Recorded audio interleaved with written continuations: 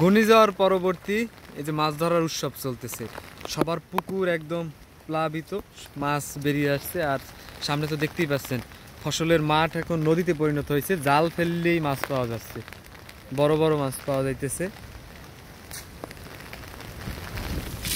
উঠছে কিছু দেশি মাছ, উঠছে অনেকগুলো, কিন্তু দেশি মাছ এখন আর কেউ রাখবে না, সবাই বড় মাছ ধরার জন্য চেষ্টা করতেছে।